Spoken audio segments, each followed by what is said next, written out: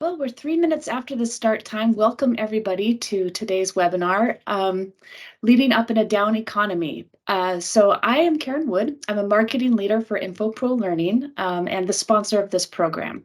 Now, Infopro Learning is a full-service learning and development partner offering a full range of services, including award-winning custom e-learning, video, instructor-led programs, and blended journeys. We also offer flexible staffing solutions to augment your own learning and development team whenever needed. So we still have a few people logging in, but I'll go ahead and go over just the expectations for this webinar before I turn things over to Dan. So we do ask that you actively participate through the course of this webinar. Go ahead and ask questions, raise your hand, make comments. We want this to be as interactive as possible. We also ask that you remain on mute unless you are deliberately interacting with us at the time. We have a raise hand feature within the platform, so feel free to take advantage of that, and Dan will pause and take your question. We'll also, of course, take questions at the end if you'd rather save your question or comment till the end of the presentation. Encourage you to take notes, be very, very active again in your own thinking as well while you participate in the webinar. Use the chat feature, and we'd love for you to keep your webcam on so this can be as fully immersive and interactive as possible if your bandwidth allows. Obviously, not everyone can do that, but if you can, that would be great. Now, I'd like to take a minute to just introduce our facilitator today, Dan Rust. Sorry, I'm letting folks into the meeting as I discussed, but Dan is a best-selling author and speaker focusing on workplace culture and leadership development. He's the Vice President of Global Leadership Development for Infopro Learning, with a team of researchers, developers, and instructional designers who focus exclusively on leadership, on the leadership practice. Now, he doesn't like to toot his own horn, so I'm going to just take this moment to do it for him. So cover your ears, Dan, if this is embarrassing. But Dan and his team work with hundreds of client organizations. They have off-the-shelf leadership programs for emerging leaders, mid-career professionals, and senior executives. Now, this team also develops custom and hybrid programs, and all of our clients really love working with Dan. Dan's the real deal. He has decades of research and practical experience helping leaders at all levels. So that's my overview of Dan. I really enjoy working with him, and I think we're all really fortunate to have him here today to moderate the session. So with that, Dan, I will turn it over to you if you want to take it from here. I know everyone's eager to hear from you. Absolutely. Thank you, Karen. All right. So a couple of things as we get started. Karen mentioned that I am an author. HarperCollins was kind enough to publish my book, Workplace Poker, back in 2016. And it is a guide to human dynamics in the workplace, office politics, if you will. And also is one of the sources for today's program because many of the interviews that I conducted as part of the book were interviews with individuals who had navigated challenging times in their careers. One other just personal point. This is me. You can see the date 1972. If you're wondering where I fit here, there I am, right there toward the middle. So Boy Scouting was in my background, and probably I would say the source of my own personal resilience in terms of leading through tough times or leading up during challenging times. And if you look back at the last 50 years, this is where I really want to start today. So we see that there have been numerous economic cycles over the last 50 years, highs and lows, ups and downs. Depending upon when your individual career started, you may have experienced one, two, three, or five or six economic downturns of various severities. And right now, as we speak today, we may be on the cusp of an actual recession. We may be on the cusp of what some people are hoping will be a soft landing recession. We really don't know. But based on our conversations with lots of clients, everyone's feeling a bit of a contraction right now. And so we want to talk about the whole purpose of this next 55 minutes is how do you lead in a time of economic contraction, and how, what is the most effective or productive approach to leading during tougher economic times. One of the realities is that as a leader, the external environment can mask leadership behaviors. It can mask uh, leadership effectiveness when the externals are very positive. Some of you, may have had experience with either a leader in your world where the leader actually thinks he or she, is doing fantastically well, but in fact, the externals are doing well for them. They may be surrounded by really good people. They may have a couple of really strong client accounts that are driving the growth of their business. There may be other external factors that can, in fact, mask the actual leadership effectiveness. And I'm not saying that every leader whose business is growing and rising is being masked by external factors, but in fact, the externals, whether it's the broader economic externals, whether it's the customer externals, whether it's the employee externals surrounding the leader, things external to the leader can in fact sometimes mask the actual capabilities of those leaders.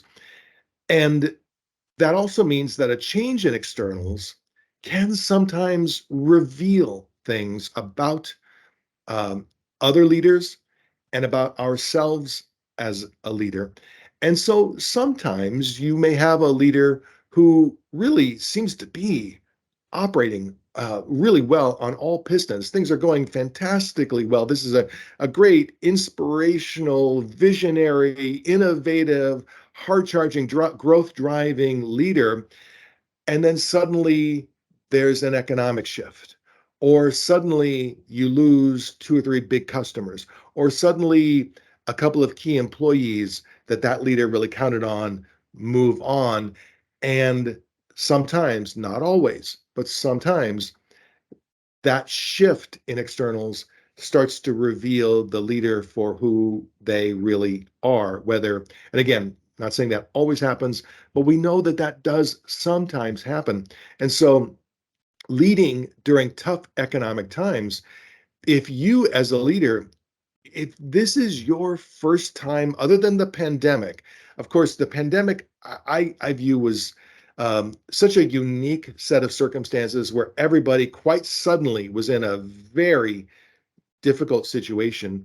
But if a leader is experiencing their first significant non-pandemic economic downturn and leading through an economic downturn like that, it can be quite challenging. Of course, with an economic contraction, you typically have reduced budgets, reduced resources.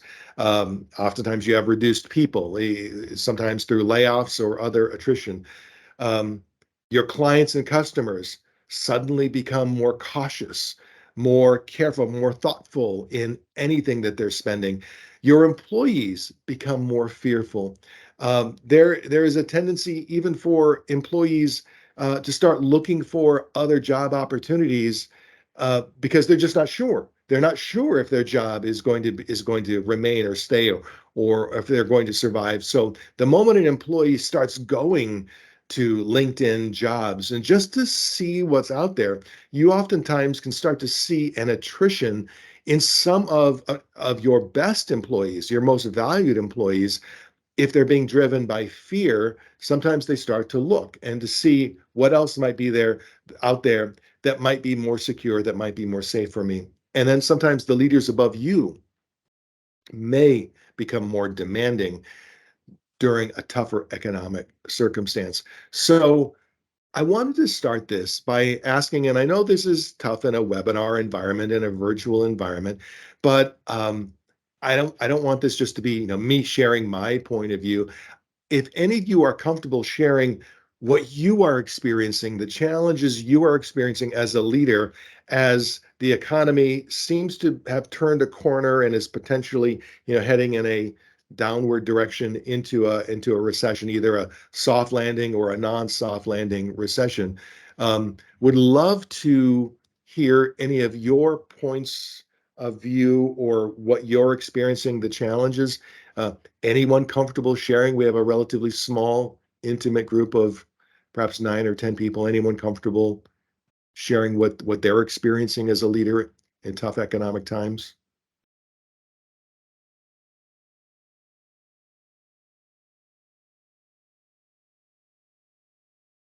Dan, I can jump in and kind of get Sure, the ball sure. rolling. It's something I have witnessed before, exactly as you said.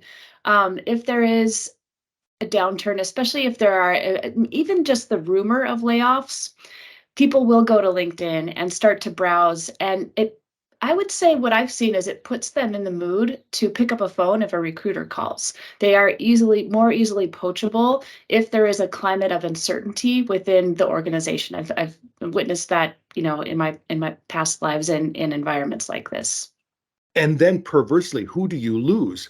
You lose your most employable. You lose oftentimes your most valuable employees if you haven't given them the assurance or the comfort that it's going to be okay, you're going to be okay, we're going to work our way through this. Yeah, it's quite challenging when you actually are counting on those employees more. You need them more, but they may be the most likely to leave if they're starting to feel a little wiggly in terms of their security. Thank you. Any other thoughts? I don't want to belabor this too much, but any There is a comment in the chat, Dan, that from Kelly Baker. I don't know if you can see the chat. I'm happy to read it to you if you'd like. some of my team is not as motivated after COVID, so trying to determine if they are quitting or if they're in a rut.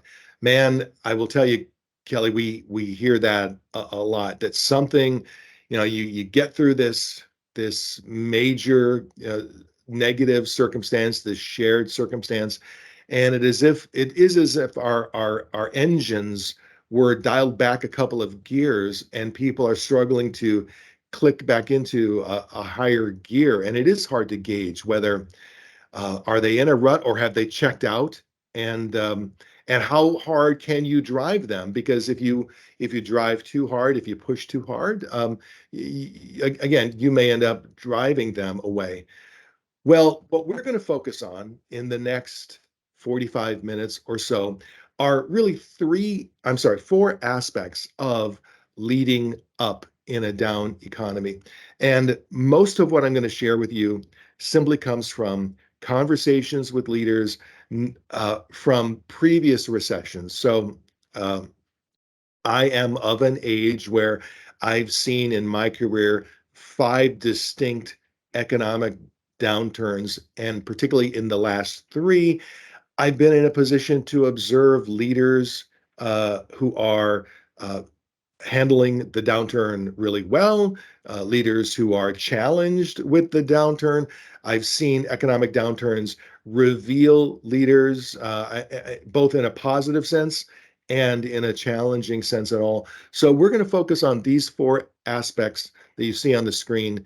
Self-care, meaning you taking care of yourself, you taking care of your people, growth hacks, and then also leading up in your organization. So you leading your leaders and helping to guide your leaders, upstream in terms of the leadership hierarchy.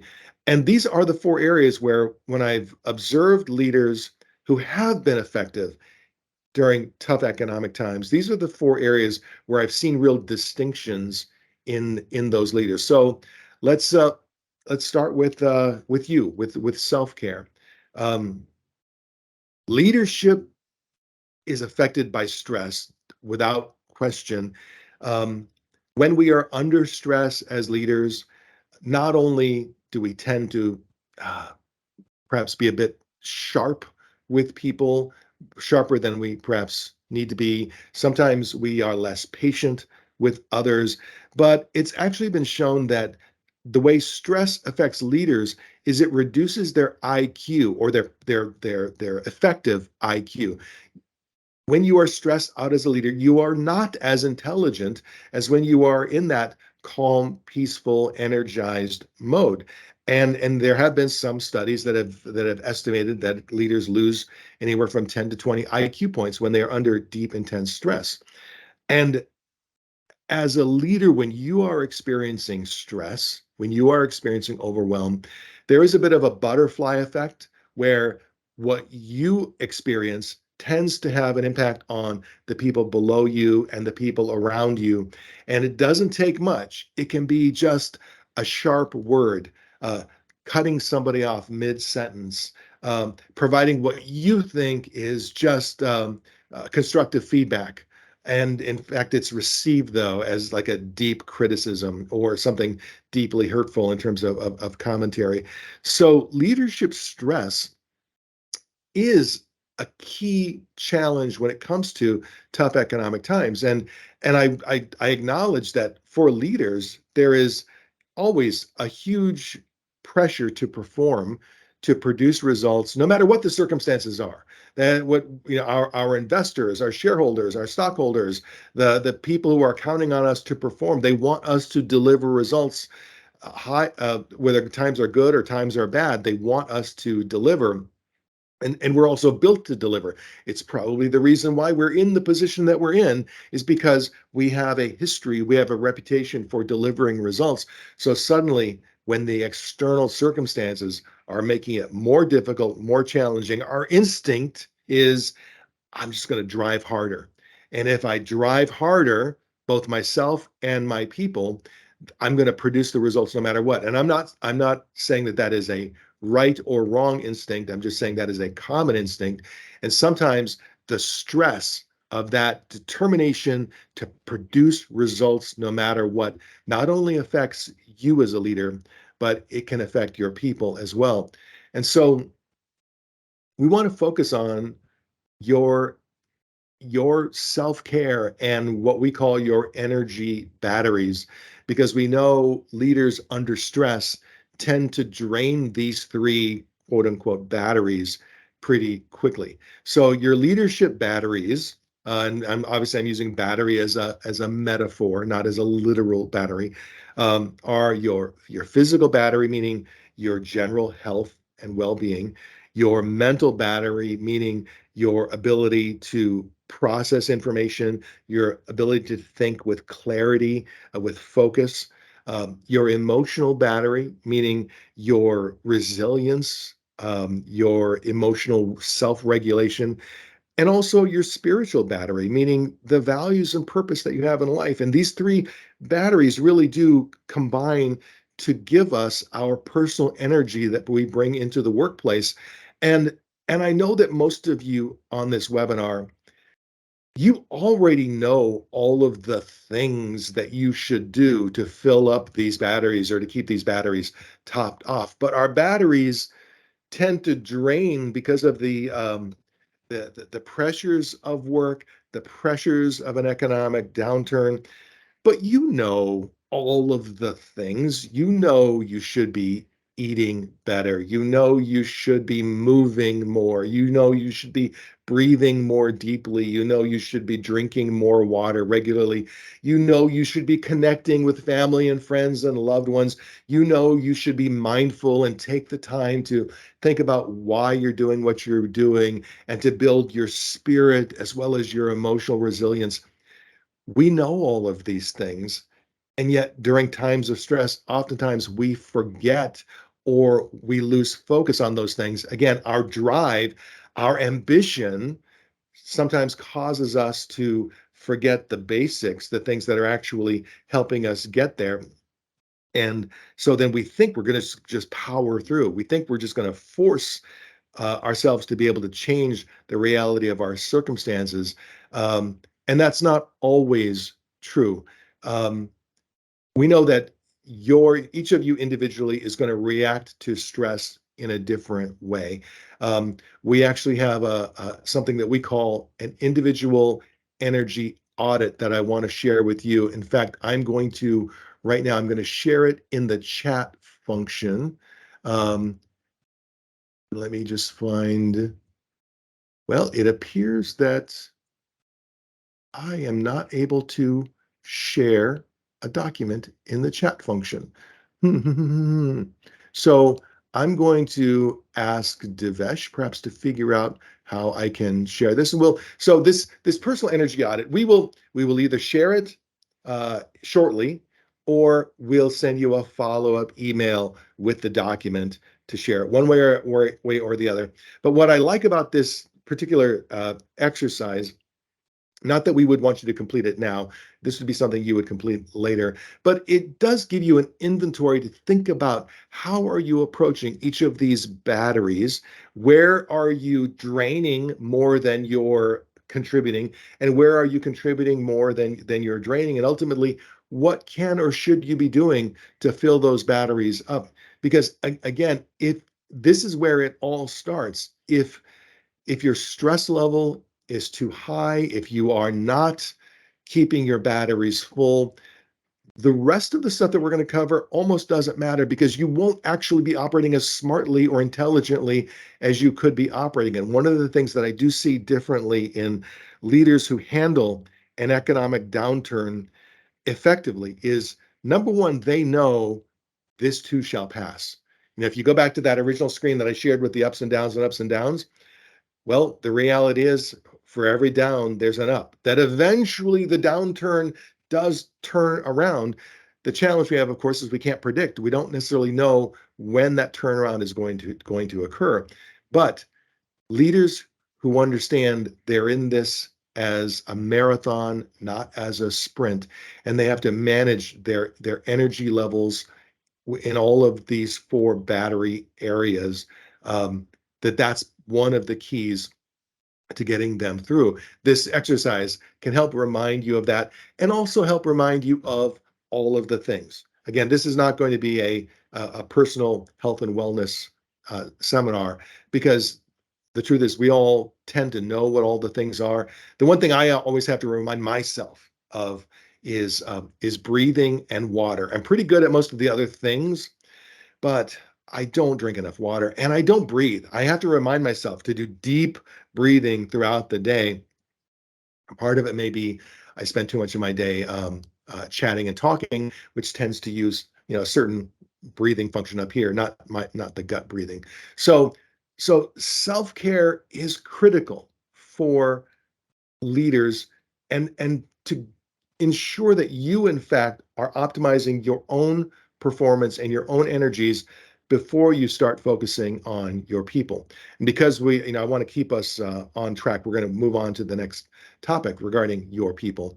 But don't lose sight of the fact that you and your energy is got to be a key initial focus if you're going to optimize your performance during an economic downturn. So let's talk about your people for a second. When I have asked leaders who have gone through a series of economic contractions, severe contractions, I've asked them, what are the big lessons? What do you take away? And I'm going to share one of the messages that I've heard consistently from numerous leaders. And you're going to have to decide what to do with this. This is not an easy message to deliver. You're going to have to decide what this means to you. But the lesson many of them shared with me was, I knew all along I was going to have to make some hard people decisions. And if I had to do it over again, I would have made those hard calls faster. But because I delayed the hard calls, by the time I made the hard calls, I had fewer options. And I was really kind of, I was put into a bit of a straitjacket in terms of what I could do. Had I made hard choices,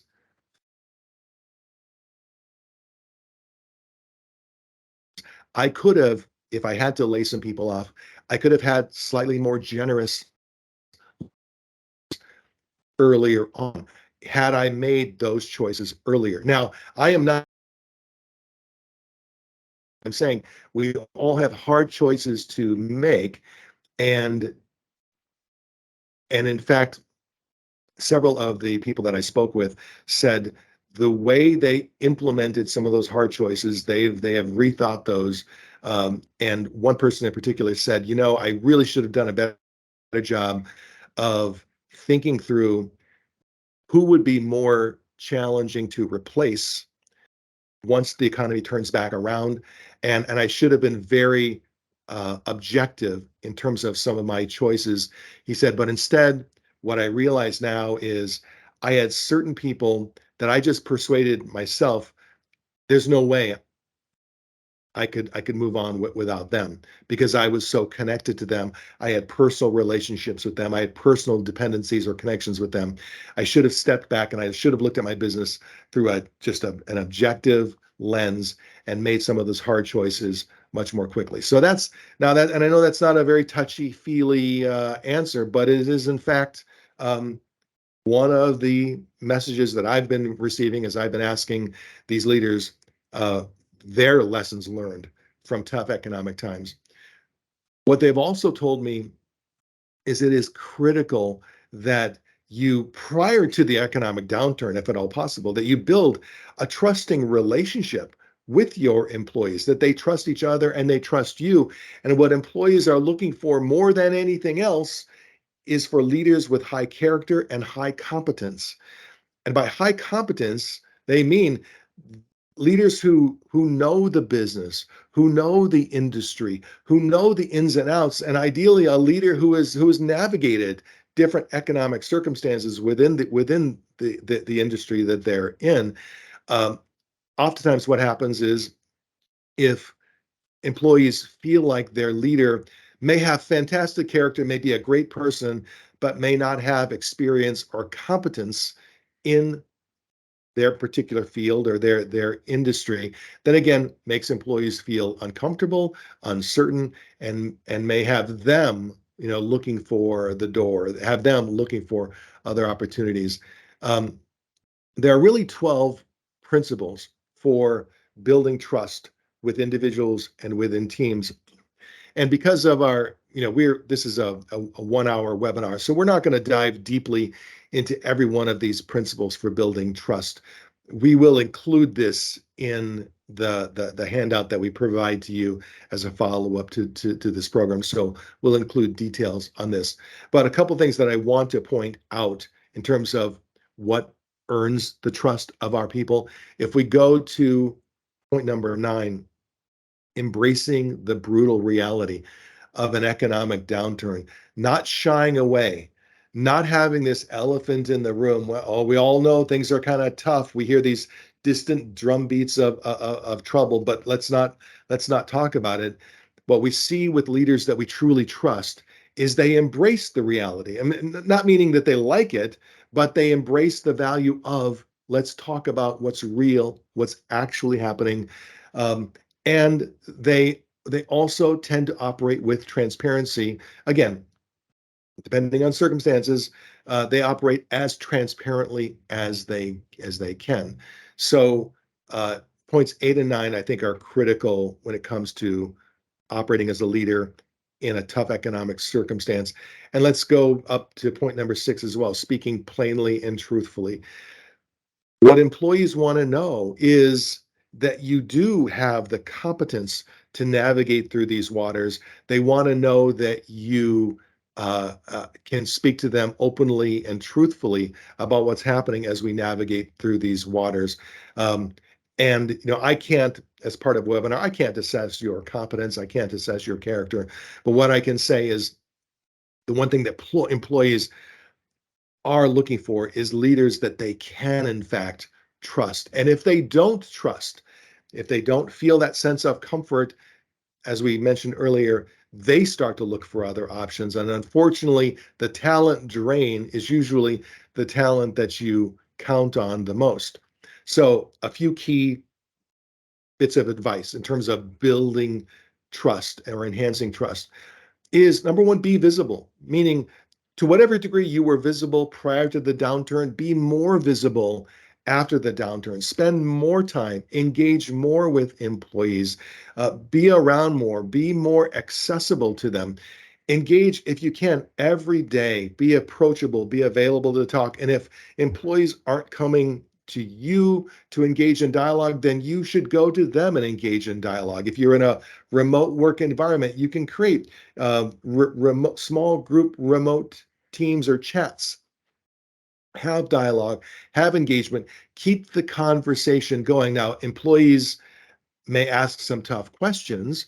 They may ask some questions that it's hard to answer, but have dialogue and discussion. There is a tendency, not just with leaders, but with employees as well, to not want to talk about the ugly thing in the corner, not talk about the difficulty. Let's just hope that things turn around. Let's hope that sales turn back up. And that silence oftentimes breeds concern, it breeds paranoia, it breeds fear, and oftentimes then breeds an outflow of the talent that you really don't want flowing out of your business. So find ways to engage every day, and it is certainly helpful to engage with print communication, sending messages, sending emails, sending weekly updates. Those are valuable, but they actually need you. They need access to you as a leader. They need your voice. They need your presence. Virtual presence is fine, but they need a human presence, not just, hey, here's a weekly situational update with 2 or 3 paragraphs that kind of lays out, here's how things are going. I'm not saying don't do that. Certainly that's valuable, keeping people posted on how things are going, but communicating just through print or text messaging is it's not going to get you what you really want in terms of this level of engagement. Encourage your employees to focus on what they can control. None of us, unless you're depending upon what your area of expertise or what your business. Perhaps if you work for the World Bank, you might have some ability to control things relative to the economy. But for the vast majority of us, we can't control the external economic circumstance. We can't even necessarily predict the external economic circumstance. So let's focus in on what we can control. We can control how we engage with our customers. We can control how we engage with each other. We can control our investments, our focus. We can control where we invest our resources. We can control how we show up, focusing on what we can control and setting aside what's not controllable for us, helping your employees develop that discipline of focusing just on where we can actually have impact is probably going to be very helpful for them no matter what. And then, while it's always, even in good times, it's always a good idea to eliminate wasteful meetings and wasteful activities. But I would just say, particularly in tough times, these become hot buttons when you spend 2 hours in a meeting that could have taken 30 minutes, or you spend an hour in a meeting that shouldn't have even been a meeting. When you ask people to fill out reports that, if you really think through how much time they're going to have to invest in the reports, it's going to take everybody 30 minutes, 40 minutes, 50 minutes, an hour, whatever that amount of time is. If the report has value, fine, but really think through all of the activities that you're asking people to complete, and anything that's not creating value, either eliminate it or minimize it. There's just, during an economic downturn, there is just a heightened sensitivity for anything that doesn't make sense, for anything that's a wasted effort. And yet people are uncomfortable necessarily coming to a leader and saying, hey, I know you want us to do this every week. I got to tell you, I'm not opposed to doing it, but do you understand how much time is being invested in this? And is that really where you want us cumulatively spending 10 hours a week or 5 hours a week or whatever that amount of time is? Really thinking through, where is your time focused, and being rigorous regarding what creates value for our customers, for our business, for each other, and what is not creating value is I think hypercritical. And ideally, you prioritize all of your activities in terms of what's creating customer value. If it doesn't create value for the customer, we've got to find either quicker, faster ways to do it or not do it at all, because we need to be hyper focused on customer value during these tough times, because every inch of growth is critical during challenging times.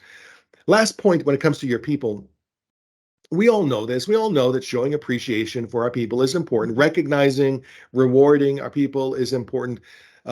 During tough times, we may sometimes forget how critical that is. And you may not have as if in the past your big recognitions were about, hey, winning a new account, growing an account, or in some other way driving growth, and the business is contracting or the economy is contracting. Some of those milestones may not occur as frequently as they used to occur.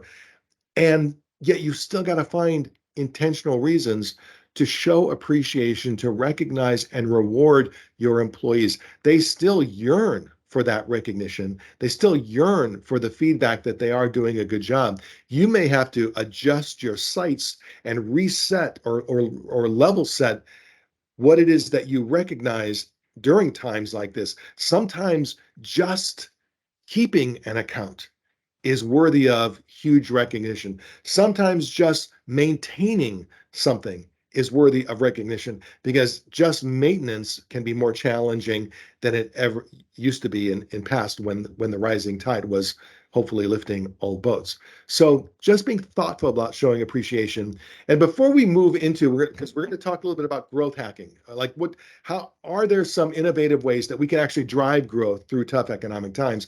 I want to pause for just a second and see if any of you on this call have any thoughts about how you engage with your people differently during an economic downturn versus how you engage with them when, hey, the party's happening and we're all basically mutually celebrating the rising tide. Any thoughts from any of you on the call? Because we've got some really good minds on this call today. Any thoughts from you in terms of how you engage with your folks?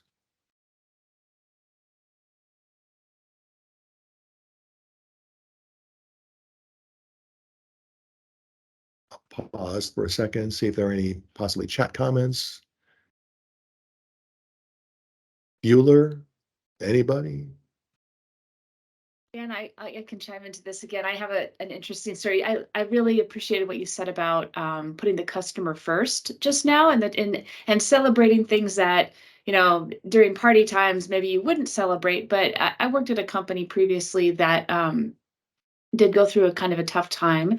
And we really started to celebrate customer retention. So if there was a key account that renewed, whereas that would have just been business as usual back in normal times, during the contracted times, that became a huge cause for celebration. And it was really cool to see across the company the different teams coming together and really, and it helped put the account managers who, typically, again, might not be celebrated in such a way during normal times, really see them being lifted up. So I wanted to share that. Thank you. I very much appreciate that. I spoke with one CEO who said that his strategy was he actually had a list of all of his direct reports and then his next level employees. So all of the direct reports of his direct reports. And his goal every 2 weeks was to find something to acknowledge about everyone on that list. And he said for him, he was an engineer, so he had a tick list.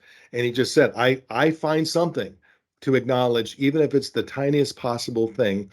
And then he encouraged his direct reports and eventually their direct reports. And then eventually, as they work their way down, people to adopt that very uh, it's an engineer's mindset of, but what he ensured was happening is nobody was being left out in the cold. Everybody was getting just an acknowledgement that you exist, just an acknowledgement that it's good to have you here, an acknowledgement that we appreciate, the things that we took for granted during the good times. We're not taking those for granted anymore. The fact that you run those reports every week and you go through that grind or whatever it might be, all of those things, just this is exactly what we would do if we were a family going through hard times. We would make sure that we come together and we let each other know how much we appreciate the fact that we're just here, that we're just beings here. And so that mentality, I think, is critical because you don't you don't want this talent outflow. And we're learning a lot about each other during tough times. Sometimes during the easy growth times, we probably learn more about each other during the tough times. We reveal who we really are, and suddenly we're revealing who we are as a leader, who we are as a human, and those lessons don't get forgotten. Oftentimes, people become intensely loyal to leaders that they've bonded with during those tough times. So I don't see any other comments. So let's talk about something called growth hacking. Now, growth hacking is not easy, and I'm going to take you through a couple of slides, and we'll include this in the document that we provide afterwards, because there's a fair amount of detail in some of these upcoming slides. But in a tough economic circumstance, the easy growth, you would already be doing it. The easy ideas you would already be implementing. You've probably already tried. Hey, let's just work harder. Let's do what we were doing before, but we'll just do more of it, and we'll push harder, and we'll make more sales calls, or we'll run more marketing campaigns. We'll generate more leads. We'll do more. You're probably already trying the more. Part of the challenge of more is that everyone else is doing more as well. So your customers, your clients are being swarmed with more from a lot of people, which just makes it all that much more challenging. So growth hacking is a term that was actually coined in Silicon Valley. I'm thinking it was about 20 years ago, 25 years ago. And depending upon whose books you read, whose research you buy into, the term is defined in somewhat different ways. But generally speaking, growth hacking refers to a process of blending marketing, product development, data, and selling strategies, and employing an approach of rapid experimentation where you try a lot of different things across different channels, and you start to identify what is most effective. And then whatever is working, you accelerate and put more resources into whatever is working, and you pull resources away for what is not working. It's a hyper experimentation approach to driving growth. And so it's not just marketing, and it's not just social media, and it's not just selling. It's not just any one thing. It's a full end-to-end view of what's going to drive a customer action, and then having multiple little experiments regarding that viewpoint. Um, so growth hacking rejects you might have heard the motto from the movie Field of Dreams: if you build it, they will come. What we recognize with growth hacking is just because you built a great product or service doesn't really mean they will come. Building a great product or service it's an important thing, but it's just one part of growth hacking. Growth hacking is saying, all right, we've got this unique product or service that is addressing a very core need, a latent need. We think it will resonate with customers, but now we have to figure out how to educate customers about it, how to easily onboard them into this new product or service. And then once we create an exceptional experience with that customer, how do we leverage that customer to expand awareness from other customers? So, for example, and I'll give you a couple of quick classic examples of growth hacking. If you go back to the very early years of Dropbox, they don't do this anymore, but in the early years, if you got a free Dropbox account, I forget what the number of gigabytes of storage it was, but it was a good healthy amount of storage. It was a free Dropbox account. And when you get a free Dropbox account, fantastic. That's great. So you can upload into the cloud, no cost at all, very smooth interface, easy to work, easy to operate, no need for a training manual, all very intuitive. But the best thing is if you want more storage space, all you had to do was share a link with your friends and get other friends to sign up for Dropbox, and then you got more storage space. So what made this a classic growth hacking example is you created customer advocates without them necessarily feeling like they were selling the service. It was, hey, I'm experiencing this. You also can get a free Dropbox account, and then I get a benefit from it as well. And Dropbox grew exponentially without much marketing budget at all beyond this simple element of driving customer sharing. The same is true, again, I'm going back a couple decades, but when Hotmail was one of the first free email accounts. At the bottom of Hotmail, of a Hotmail message that went out, there was a little message that said, "P.S. I love you. Get your free email at Hotmail." Um, Interestingly, I think it was 2 years in, they eliminated the "I love you" because some of their users thought that was a little creepy. And again, not saying that was right or wrong. So then it became simply get your free email at Hotmail. So basically, you could get a free email account, and then every time you used your email account, there was a little thing in the footer that encouraged other people to get a free Hotmail account. Again, they created a great experience. Hotmail was easy to use, it was free, and it was easy to share with other potential uh, customers.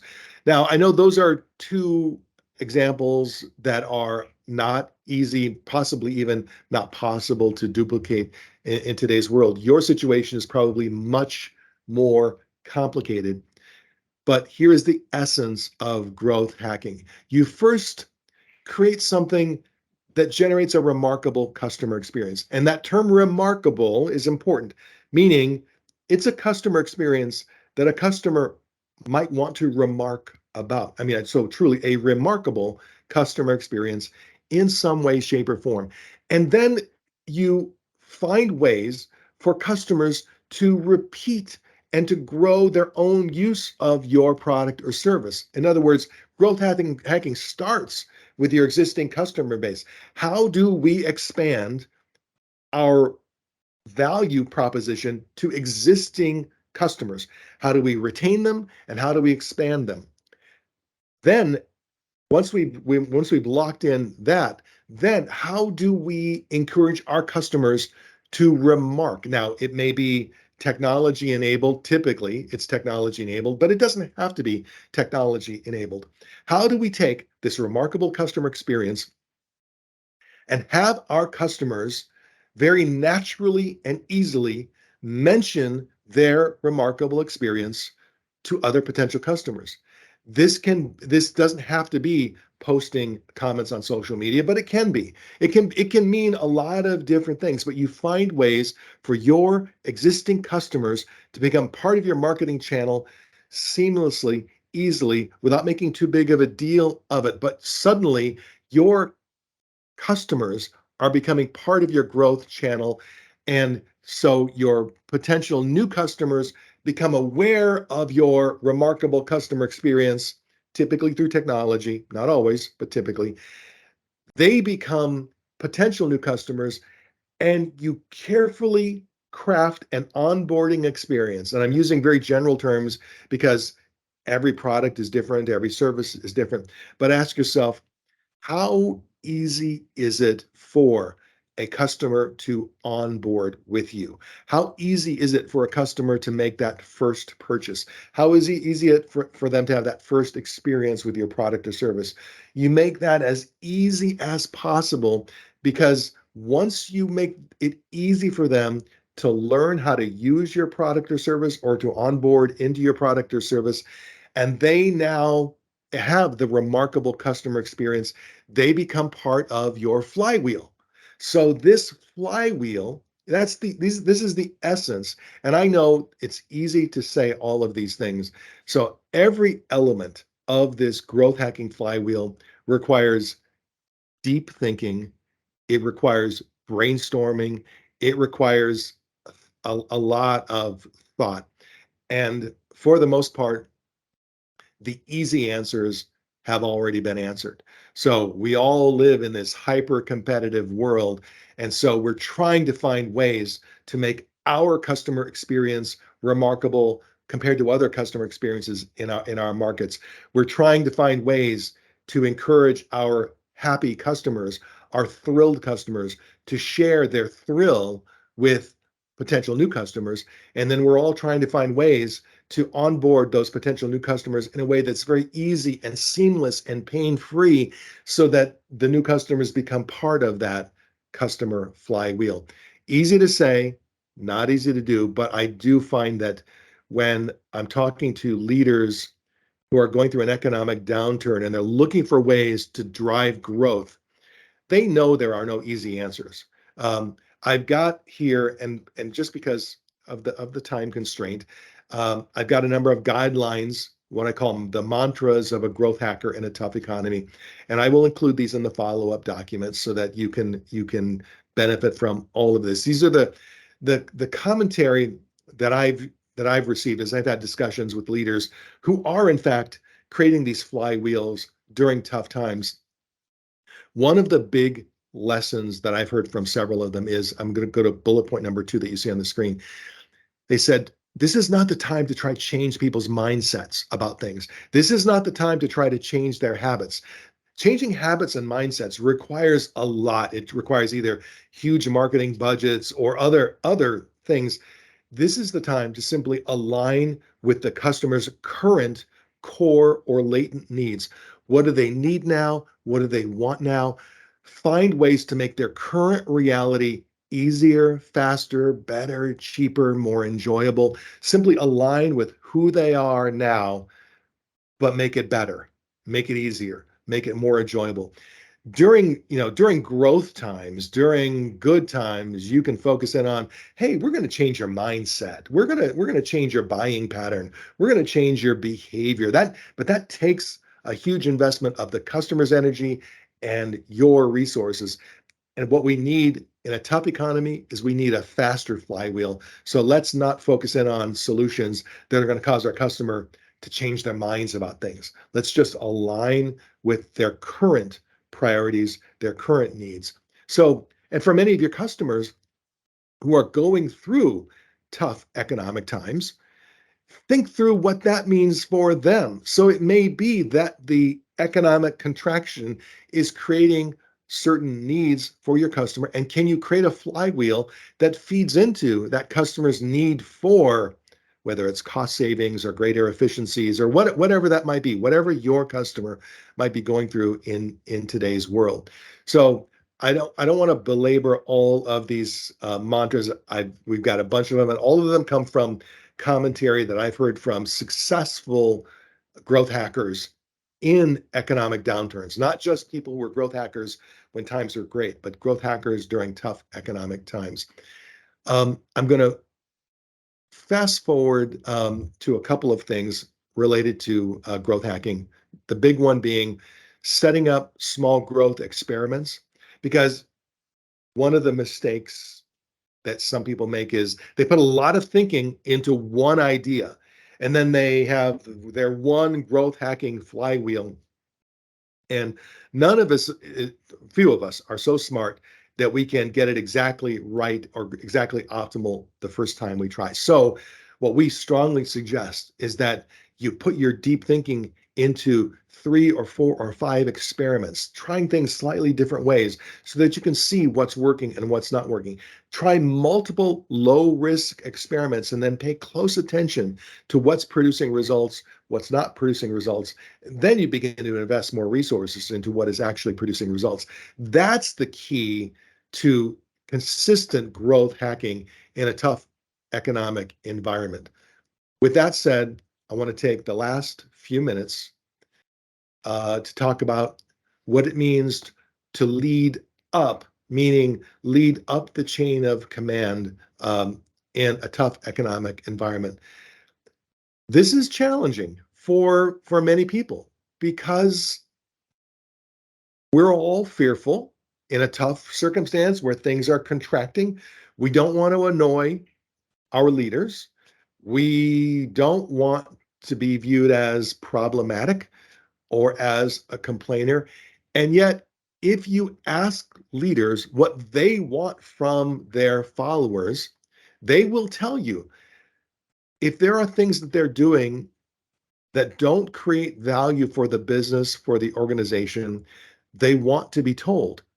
If there are things that they could be doing that would create value for the organization, they want to be told. Now, they want to be told respectfully. Sometimes they may need to be told several times because they have a lot going on and some of the messages may not initially be exactly what they wanted to hear.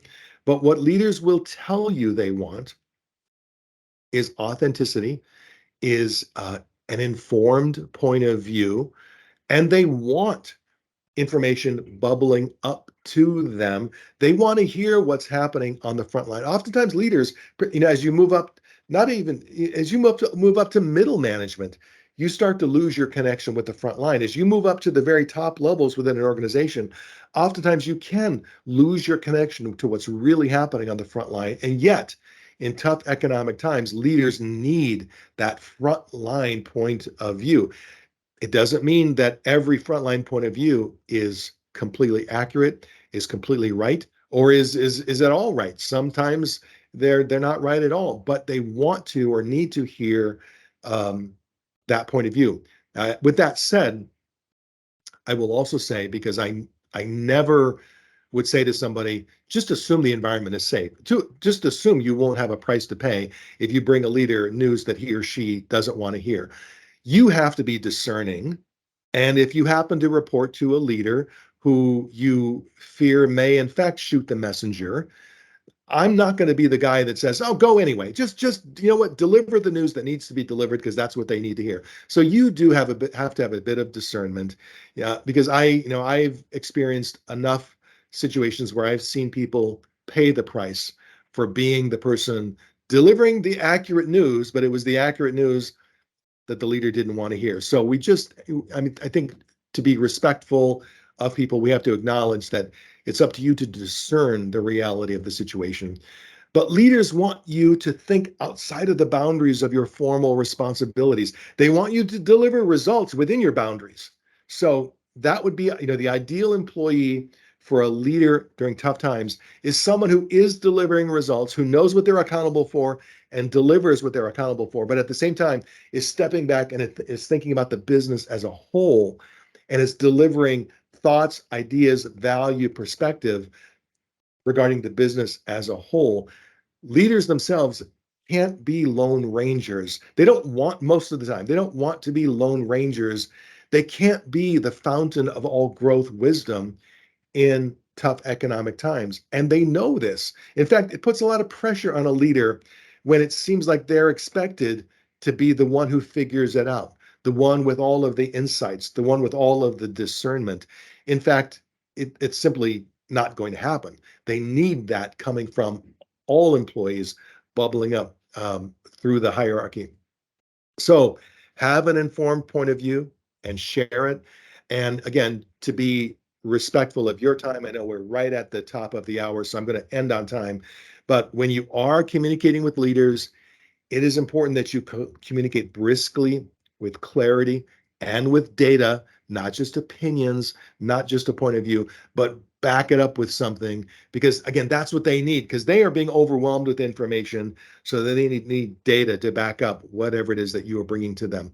With that said, we are right at the top of the hour. Thank you so much for your time. And we'll be following up with some additional information about Infopro Learning, plus the details that we promised. So once again, thank you. Appreciate your engagement and your attention throughout this webinar. And perhaps at some point in the future, we'll talk again. Thanks. Bye now. Thank you.